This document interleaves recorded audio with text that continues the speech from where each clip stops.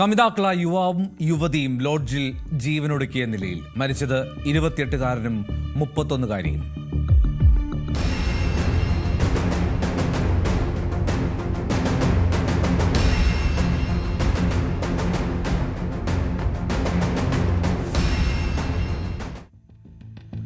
തിരുവനന്തപുരം വിതുരയിലുള്ള ലോഡ്ജിലാണ് ഇത്തരത്തിൽ ഒരു സംഭവം കാണുന്നത്. മാരായമുട്ടം സ്വദേശിയായിട്ടുള്ള സുബിൻ, ഒപ്പം ആര്യൻകോട് സ്വദേശിനിയായിട്ടുള്ള മഞ്ജു എന്നിവരാണ് മരിച്ച നിലയിൽ കണ്ടെത്തിയത്. രണ്ടുപേരും വിവാഹ ജീവിതം നയിക്കുന്നവരാണ്.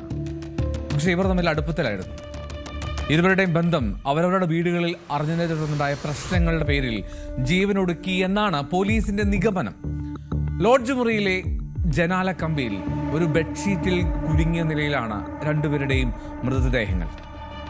ഉച്ചയ്ക്ക് ഏതാണ്ട് 12:00 വിതുര പോലീസ് എത്തി കതക് ചവിട്ടി തുറന്നാണ് മുറിക്ക് അകത്തു കയറുന്നത്.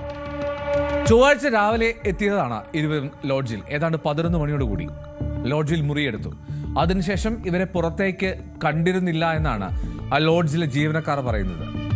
രാവിലെ ഈ ലോഡ്ജിലെ ജീവനക്കാർ തട്ടി വിളിച്ചു നോക്കി, പക്ഷേ കതക് തുറന്നില്ല. തുടർന്നാണ് ഇവർ പോലീസിനെ വിവരമറിയിക്കുന്നത്. വിഷം കഴിച്ച ശേഷം തൂങ്ങി മരിച്ചു എന്നാണ് പോലീസ് സംശയിക്കുന്നത്.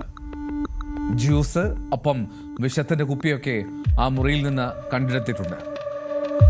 വിവാഹിതരായിട്ടുള്ള 2 പേർക്കും കുട്ടികളുള്ളതാണ്. കുറച്ചു നാളായി സുബിനും മഞ്ജുവും പ്രണയത്തിലായിരുന്നു. സുബിൻ ഒരു പ്ലംബിംഗ് ജോലിക്കാരനാണ്. ഇവർ തമ്മിലുള്ള ബന്ധം ഈ അടുത്തിടെയാണ് രണ്ടുപേരുടെ വീടുകളിൽ അറിയുന്നത്. ഇത് വലിയ പ്രശ്നമായി. ഇതേ തുടർന്ന് രണ്ടുപേരെയും കാണാതാവുന്ന സാഹചര്യവും ഉണ്ടായി.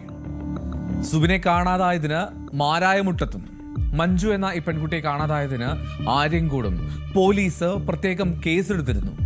ഇതിന് പിന്നാലെയാണ് ഇത്തരമൊരു മരണവിവരം പുറത്തേക്ക് വരുന്നത്. ഈ ബന്ധം അത് വീടുകളിൽ അറിഞ്ഞതാകാം ഒരുമിച്ച് ജീവനൊടുക്കാൻ പ്രേരിപ്പിച്ചത് എന്ന് തന്നെ പോലീസ് വിശ്വസിക്കുന്നു. എന്തായാലും കൂടുതൽ അന്വേഷണം നടത്തി വരുമെന്നാണ് പോലീസ് അറിയുന്നത്. എന്തായാലും കൂടുതൽ വിവരങ്ങൾ, പോസ്റ്റ്മോർട്ടം റിപ്പോർട്ടൊക്കെ വരാൻ കാത്തിരിക്കുകയാണ് അന്വേഷണ സംഘം.